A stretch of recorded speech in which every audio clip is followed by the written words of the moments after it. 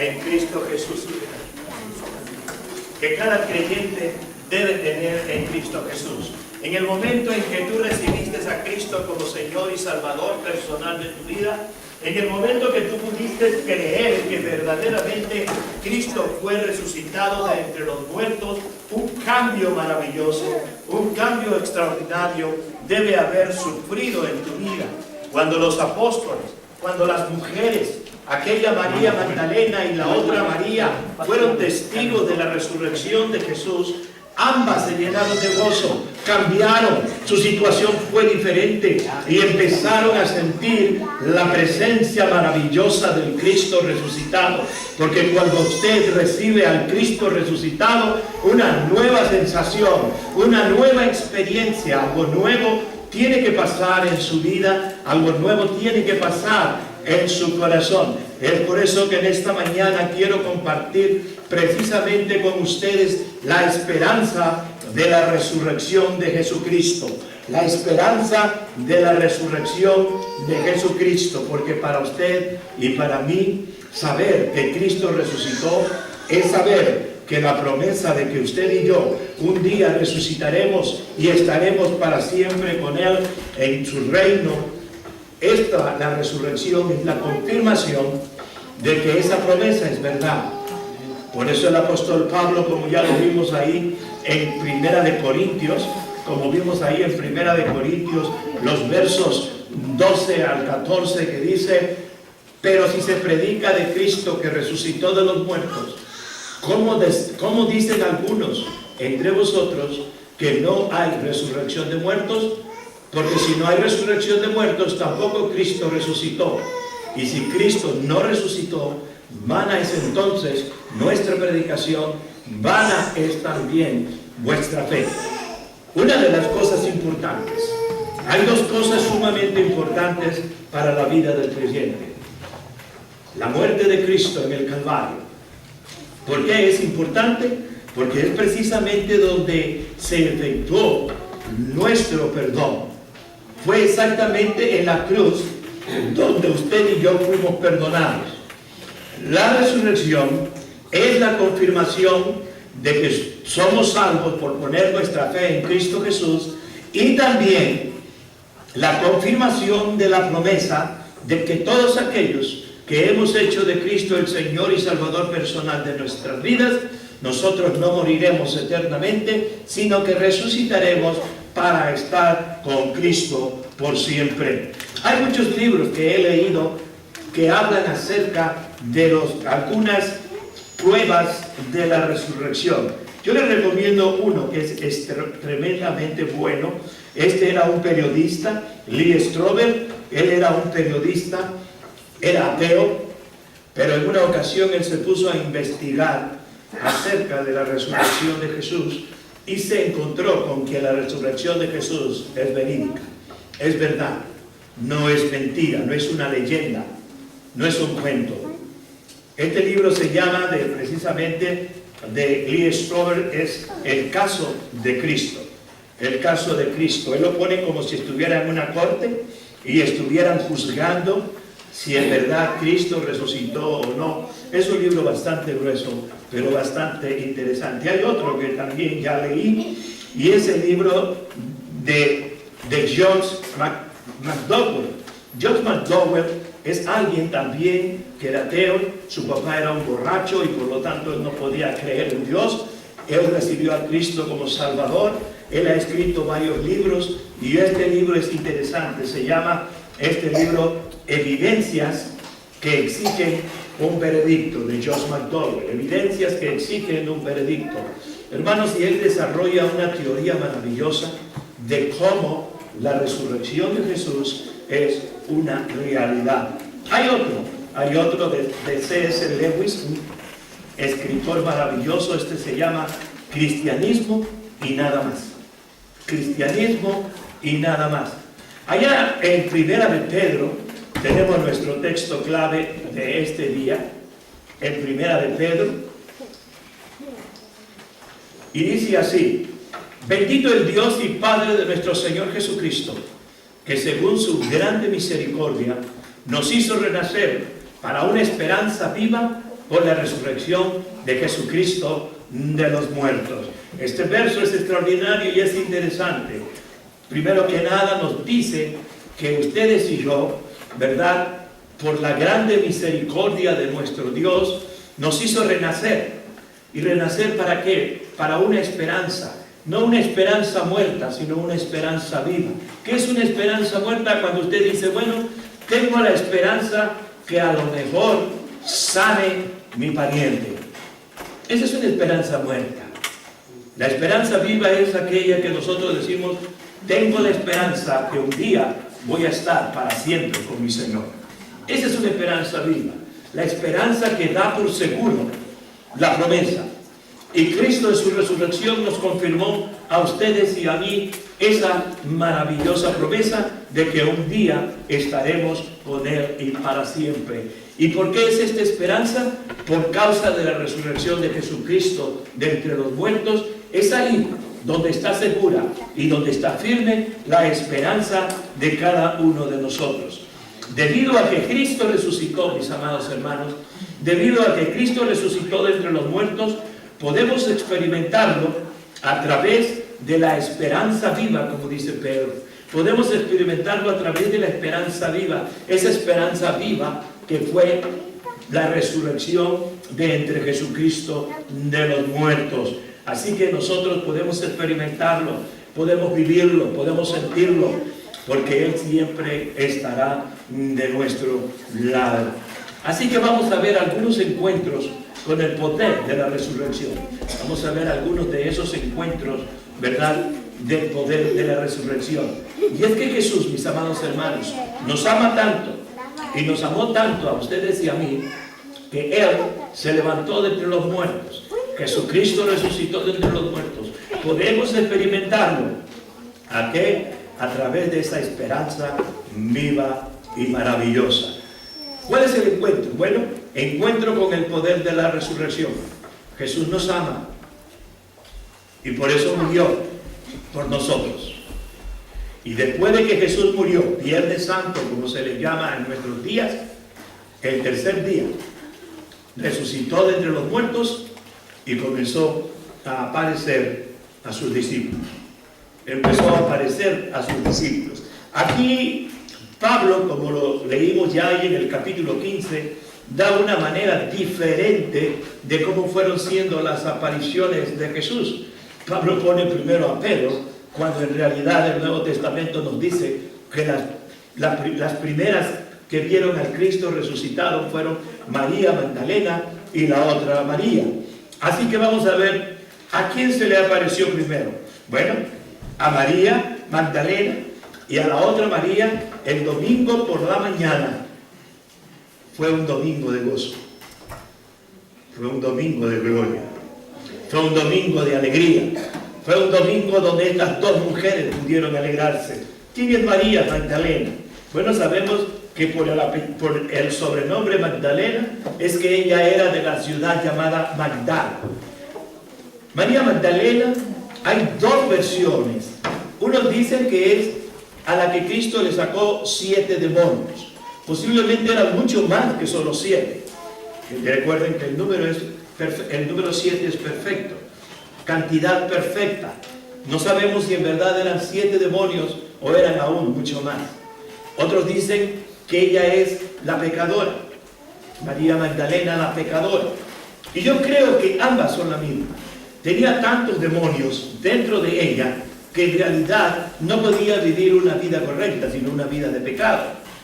Y a ella se le perdonaron muchísimos pecados. Y como dice la Biblia, como dijo el Señor Jesucristo, al que mucho se le perdona, mucho ama. Y a esta María Magdalena, a la que se le echaron fuera 7 demonios o más.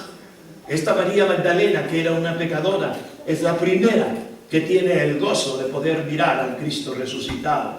¿Por qué se le aparecería Jesús a María Magdalena primero que a todos? No me voy a poner a alegar, pero sí sé que eso nos significa algo, que cuando Cristo perdona, perdona. Que cuando Cristo perdona, perdona.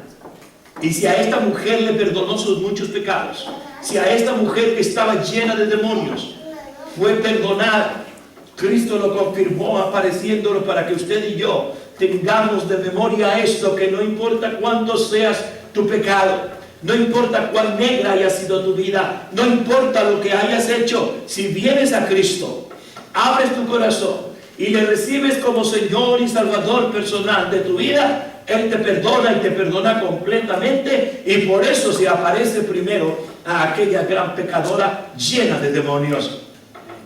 Cristo nos amó tanto que pagó en la cruz lo que nosotros deberíamos y merecíamos haber pagado.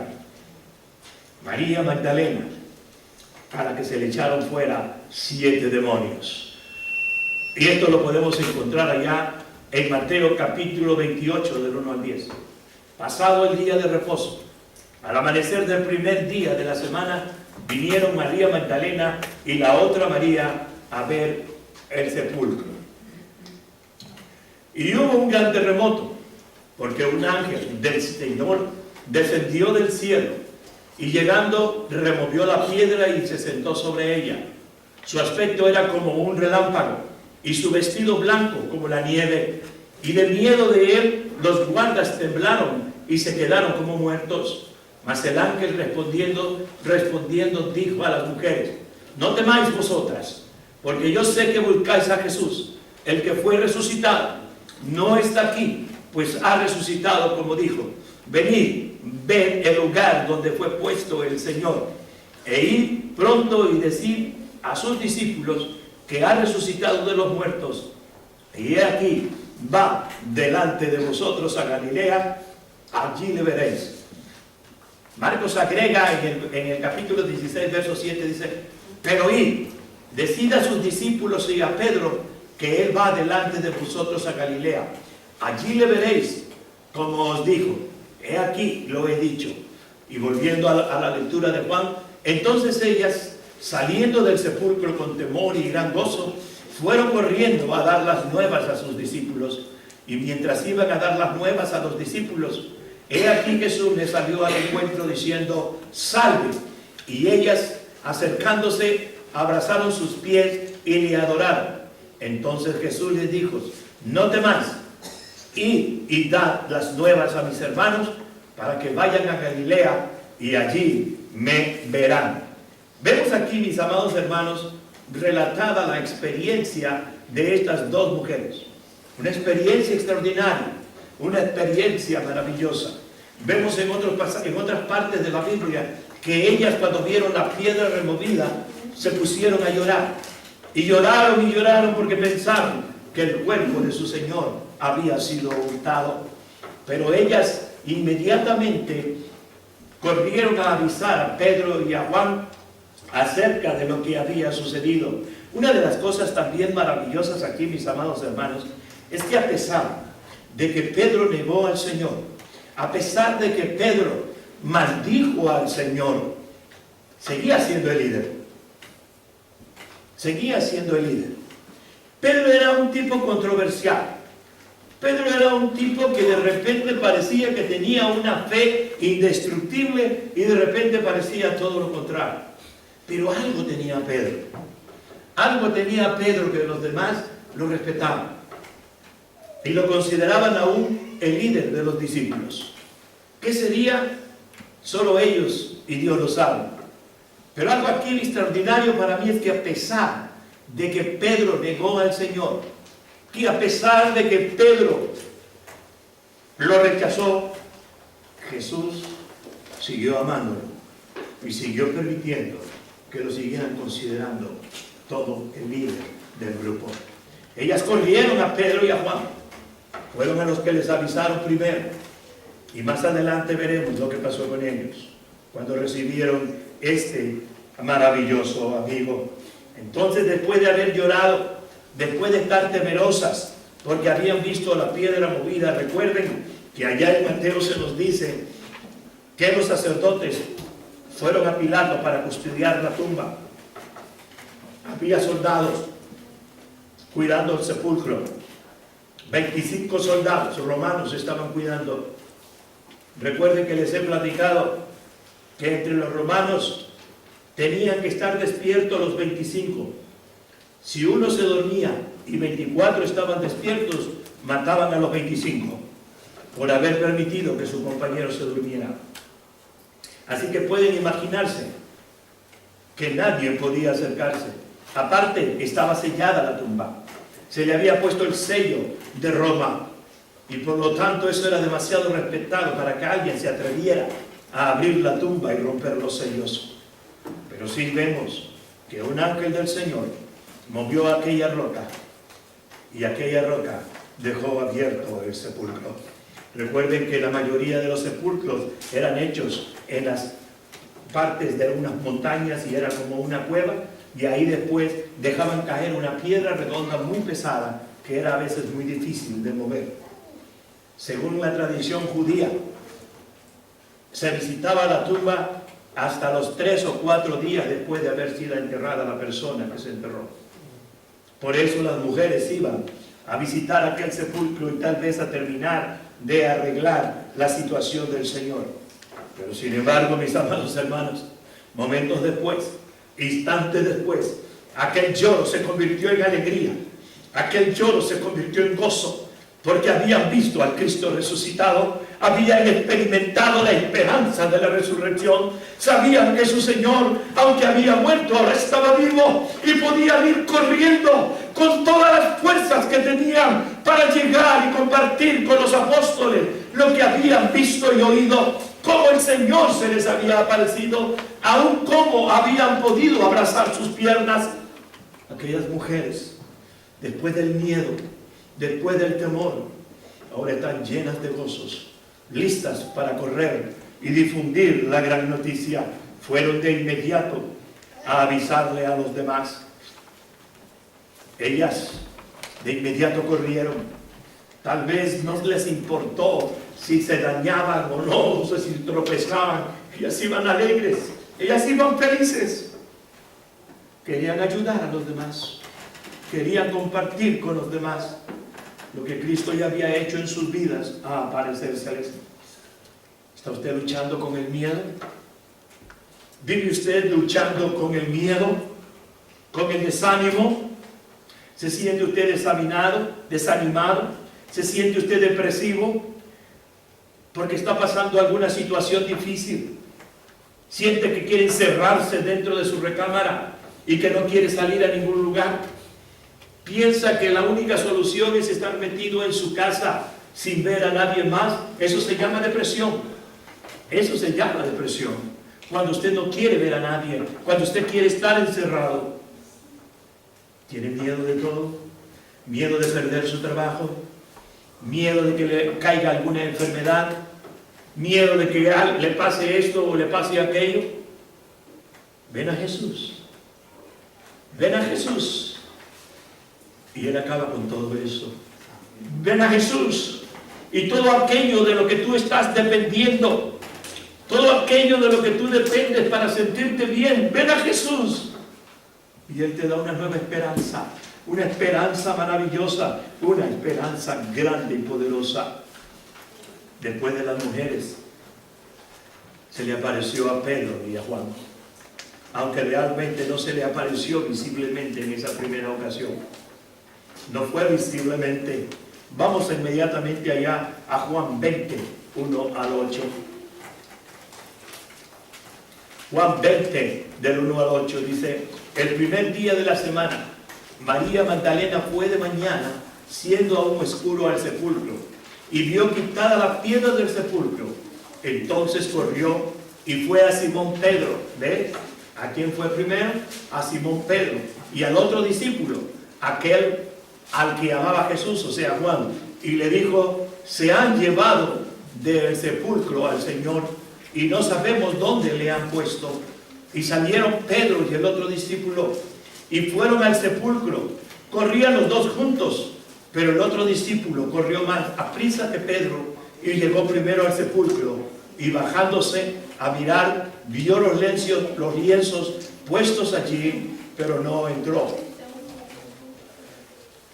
Luego llegó Simón Pedro tras él y entró en el sepulcro y vio los lienzos puestos allí, y el sudario que había estado sobre la cabeza de Jesús, no puesto con los lienzos, sino enrollado en un lugar aparte. Entonces entró también el otro discípulo que había venido primero al sepulcro y vio y creyó. La traducción de la Biblia judía del Nuevo Testamento nos dice vio, entró y vio, dice, y se afirmó. En realidad, ¿qué creyeron? Bueno, Pedro ni siquiera personal. Juan, es posible que Juan haya vislumbrado una posible resurrección de Jesús, pero no estaba bien seguro. No estaba bien seguro de que en verdad eso había sucedido por dos cosas. Primero, porque un ladrón, ¿de qué le sirve un cuerpo? De nada. Si un ladrón hubiera entrado a robar el cuerpo de Jesús, se hubiera llevado los lienzos, la sábana donde había sido envuelto, la mirra y todo, que era mucha, y también los lienzos con que habían formado el sudario que había sido puesto en su cabeza, y hubiera dejado el cuerpo ahí. Pero vemos que aquí es al revés, y la manera como están tanto las sábanas como estaba el sudario de su cabeza enrollado como si todavía estuviera la cabeza de Jesús ahí, y las sábanas y los lienzos con el que había sido envuelto estaban también acomodados como si Jesús simplemente se viera esfumado y hubiera salido de entre los lienzos, dejándolos exactamente como si él estuviera todavía ahí. Eso es lo que posiblemente a Juan le pensó que había la posibilidad de que Jesús hubiera resucitado. Pero más adelante nos damos cuenta que no había, aunque había sido una fe, no había sido una fe total, porque más adelante nos damos cuenta, como vamos a ver, que están encerrados a pico y palo, completamente encerrados. Si verdaderamente Juan hubiera creído plenamente en la resurrección de Jesús, la había compartido con los demás y no estarían asustados. Dice la Escritura que estaban encerrados por miedo de los judíos. Si en verdad ya hubieran visto o ya hubieran oído de la resurrección de Jesús, no estarían encerrados, sino estarían gozosos, no estarían asustados, sino estarían felices y seguros de que ahora había una nueva esperanza. Cuando Jesús murió en la cruz, Pedro lo negó, lo maldijo. Pero ahora hay una nueva esperanza. Algo ha pasado. Los lienzos y todo están ahí en el sepulcro, pero Jesús no está. Algo ha pasado. Y empieza a vislumbrarse posiblemente en ellos una esperanza de fe, pero que al mismo tiempo no era tan fuerte, porque ellos mismos no creyeron totalmente en la resurrección de Jesús. Si hubieran visto el poder de la resurrección de Jesús y lo hubieran creído, entonces, pero cuando Jesús se les aparece, los restaura, los confirma en sus posiciones a cada uno y les da una nueva esperanza, una nueva alegría. Pregunto, ¿está usted luchando con la culpa? ¿Vive usted sintiéndose culpable de algo? ¿Hay algo que le hace sentirse culpable y usted a veces no sabe ni por qué se siente esa culpa, por qué siente vergüenza? ¿Sabe por qué? Porque su pecado necesita perdón. Si usted no ha aceptado, si usted no ha recibido a Cristo como Señor y Salvador personal, usted va a vivir con esa culpa. Usted va a vivir con esa culpa y no sabe por qué. Y esa culpa le va a hacer cosas que usted de realidad no quisiera hacer. La única manera que su vida puede cambiar, que su vida puede transformar, es que su pecado le sea perdonado. Y la única manera que su pecado puede ser perdonado es si usted se arrepiente de su pecado y usted abre su corazón y usted invita a Cristo a entrar en su vida y usted recibe a Cristo como el Señor y Salvador personal de su vida. Cuando usted invita a Cristo y le dice que venga y entre a tu corazón y entre a tu vida empieza a ser transformada, tu vida empieza a ser cambiada, tu vida empieza a tener otro sentido muy diferente al que siempre ha tenido. Solo Cristo puede darte seguridad. Solo Cristo puede darte paz, como veíamos la semana pasada. Solo en Cristo podrás encontrar la verdadera paz. Tu vida cambiará. Tu manera de pensar será otra. Empezarás a dejar por ti mismo, no porque alguien te obligue, aquellas cosas que en vez de beneficiarte te están haciendo daño. Tu hogar será transformado. Tu hogar cambiará. Tu relación entre esposo y esposa cambiará. Tu relación entre hijos e hijas cambiará. Tu relación entre padre y madre cambiará. Todo cambia. Todo cambia. Cuando abres tu corazón e invitas a Cristo a entrar, a morar en tu vida para siempre, deja esa lucha. Allá en Primera de Juan, capítulo 1, verso 9 nos dice que si confesamos nuestros pecados, Él es fiel y justo para perdonar nuestros pecados y limpiarnos de toda maldad. Limpiarnos significa quitar todo aquello que el pecado trae consigo. Todo aquello que el pecado trae consigo. Y algo que trae el pecado es que dice allá en Romanos capítulo 6, verso 23, la paga del pecado es muerte. Cuando Jesús te perdona, esa muerte espiritual, esa muerte segunda, después de la muerte física, habrá desaparecido para siempre.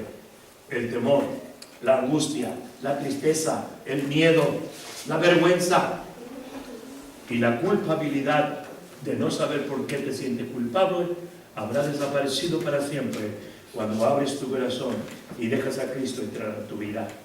Y en tercer lugar, recuerde primero a María Magdalena y la otra María. Segundo, a Pedro y a Juan, aunque no físicamente, sino en una posibilidad de fe de ellos dos. Y aquí ya, en tercer lugar, tenemos que más tarde se aparece a los discípulos, domingo por la mañana, y viene a ellos la paz y el poder. Y viene a ellos la paz y el poder. Entonces, dice la Sagrada Escritura, que más tarde se aparece a los discípulos. Y en Marcos 16, 9 al 14, nos dice lo siguiente: habiendo pues resucitado Jesús por la mañana, el primer día de la semana, apareció primeramente a María Magdalena, de quien había echado 7 demonios.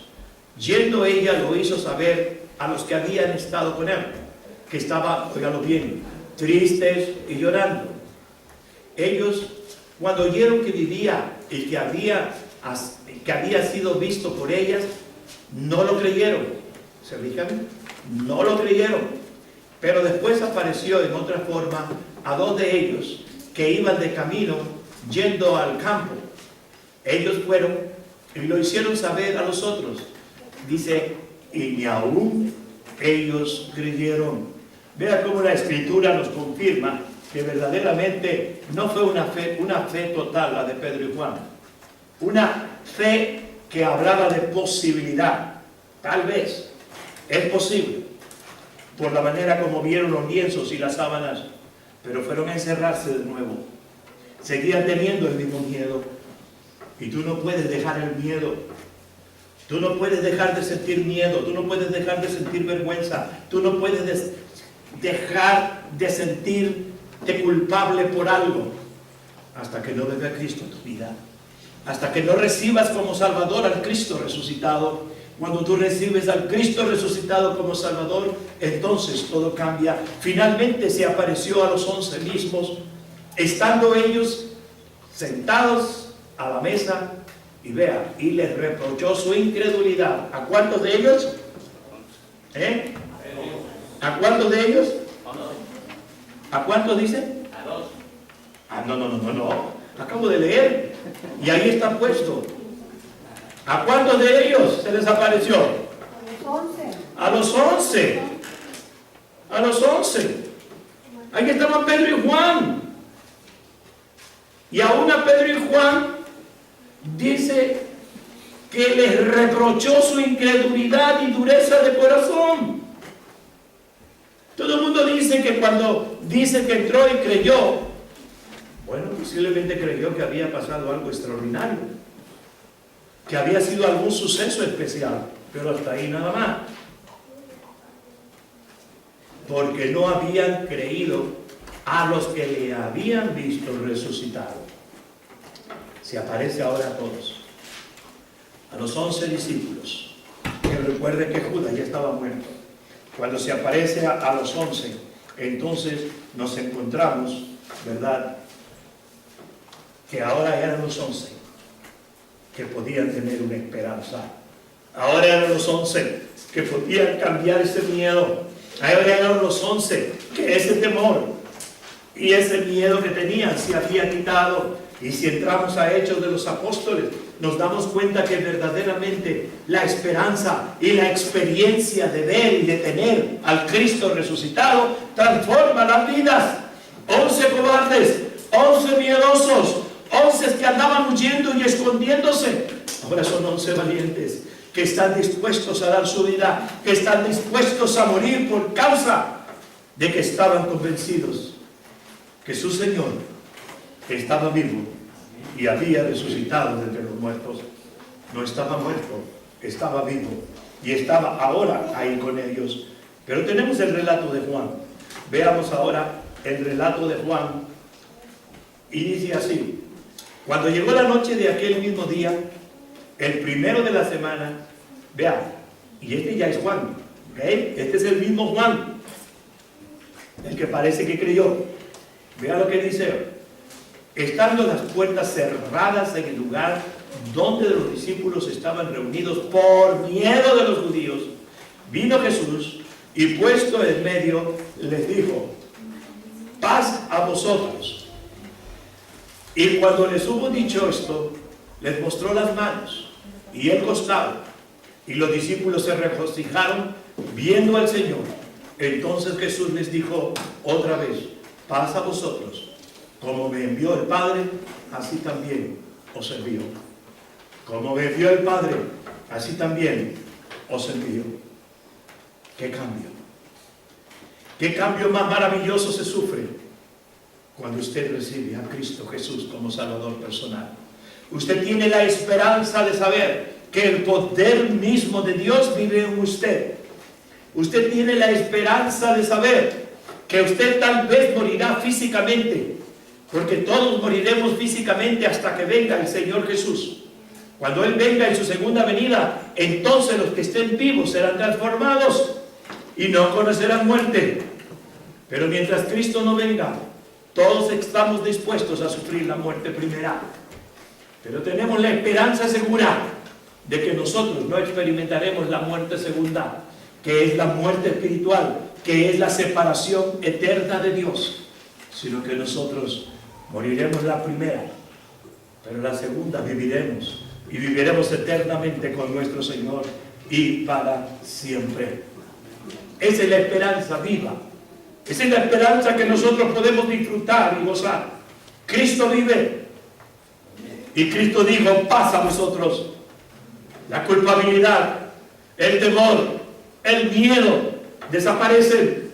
Y la paz de Dios entra en nosotros cuando abrimos nuestro corazón y le invitamos a ser el Señor y Salvador personal de nuestras vidas. Amén. Amén. Si no has hecho de Cristo tu Salvador, si no has abierto tu corazón y le has permitido entrar en tu vida, este es el momento que Él te está llamando. Este es el momento que te está invitando para que tú vengas y tengas una relación con Él preciosa y maravillosa. ¿Estás luchando con las dudas? ¿Hay dudas en tu corazón? Ven a Jesús y recibirás su paz. Ven a Jesús y Él te dará su paz. Allá en Marcos 16, 15 al 19 podemos encontrar unas cosas así.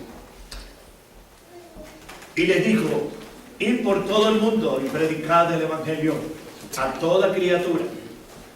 Y el Señor, después que les habló, fue recibido arriba en el cielo y se sentó a la diestra de Dios. Y ellos salieron y predicaron en todas partes, ayudándoles el Señor y confirmando la palabra con las señales que le seguían. Amén. Yo he escuchado predicadores que dicen que estas señales solo fueron en el tiempo de los discípulos. y que ya no se da ahora en nuestros días. Es falso. Lo que está pasando, mis amados hermanos, que hoy las iglesias hemos perdido esa fe. Hemos perdido ese deseo de hacer lo que sea por obedecer al Señor, por cumplir su voluntad. Estar domingo tras domingo, tras domingo, tras domingo, tras domingo, tras domingo, adorándole y buscándole.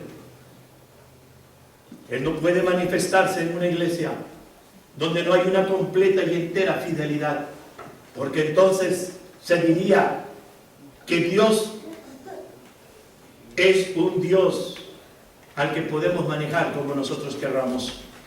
Pero aún así y a pesar de todas esas cosas, hemos visto milagros en este lugar. Hemos visto a un varón arrastrándose en el piso, levantado, y que ahora camina. Ese es el poder del Cristo resucitado. Y ese es el poder que Cristo quiere dar a su iglesia. Y ese es el poder que Cristo quiere que su iglesia tenga y que su iglesia viva para siempre. Ese poder no se ha terminado. Ese poder sigue tan activo como hoy. El poder que resucitó a Cristo de los muertos sigue siendo el mismo poder que Dios quiere que se manifieste en nosotros y a través de nosotros. Debido a que Jesús murió y resucitó, no moriremos, sino siempre estaremos vivos, porque su resurrección nos da esa seguridad de que ustedes y yo viviremos para siempre. Cristo está vivo, hermanos. Él no ha muerto, y como Él está vivo y como Él vive, dice la Escritura, nosotros también viviremos a Él. Él sana tus dolencias, Él sana tus enfermedades, Él te da nuevas esperanzas, Él te llena de gozo, Él fortalece tu vida y Él te llena de ánimo. En esos momentos en que sientes que desmayas, en esos momentos en que sientes que nada te da alegría, que nada te da gozo, en esos momentos que sientes desmayar y que piensas que ya todo se acabó, Cristo te da fortaleza, Cristo te da nuevo ánimo, Cristo te dice: levántate, no temas, yo estoy contigo. Pero primero tienes que confesar tu pecado, arrepentirte de tu pecado, abrir tu corazón y recibirle como Señor y Salvador personal de su vida. Vamos a Jesús. Todos aquellos que estéis cansados y agobiados, dice, porque hallaréis descanso en mí. Todo aquel que se siente cansado, todo aquel que se siente agobiado, todo aquel que se siente aterrado, ven a Jesús y en Él hallarás descanso, en Él hallarás paz, gozo y felicidad. Para terminar, déjeme leerle Primera de Pedro, capítulo 1, 3 al 10. Bendito es Dios y Padre de nuestro Señor Jesucristo, que según su grande misericordia nos hizo renacer para una esperanza viva por la resurrección de Jesucristo de los muertos, para una herencia incorruptible, incontaminada e inaccesible, reservada en los cielos, oiga bien, para vosotros, que sois guardados por el poder de Dios mediante la fe, para alcanzar la salvación que está preparada para ser manifestada en el tiempo postrero.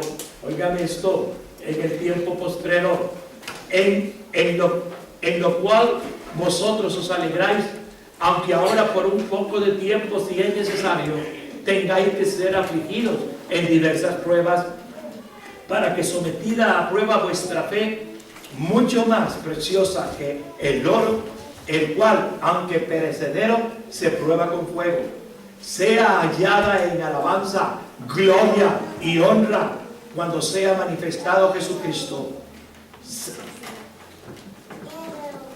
Cuando sea manifestado Jesucristo, a quien amáis sin haber visto, en quien creyendo, aunque ahora no lo veáis, os alegráis con gozo inefable y glorioso, obteniendo el fin de vuestra fe. Oiga esto, que es la salvación de vuestras almas. Los profetas que profetizaron de la gracia destinada a vosotros, inquirieron diligentemente, indagaron acerca de esta salvación. Esa es la gran promesa. Esa es la gran promesa que tenemos. ¿Ya has recibido a Cristo como Salvador personal? ¿Ya has abierto tu corazón? ¿Ya le has entregado plenamente tu vida y para siempre? Si no lo has hecho, ven a Cristo. Recibe a Cristo como tu Salvador personal. Abre tu corazón e invítalo a ser tu Señor y tu Salvador. Habrá alguien aquí que ha estado escuchando el Evangelio, pero aún todavía no te has decidido por invitar a Cristo a entrar a morar en tu vida. Yo te invito hoy a que abras tu corazón y a que le digas: Jesús, aquí estoy. Reconozco mi pecado. Me arrepiento de mi pecado, Jesús. Abro mi corazón y te invito. Yo te recibo como Señor y Salvador personal de mi vida. ¿Habrá alguien? Levanta tu mano. Si esta mañana sientes en tu corazón la necesidad de tomar esa decisión. ¿Habrá alguien? Padre, te doy gracias por tu palabra.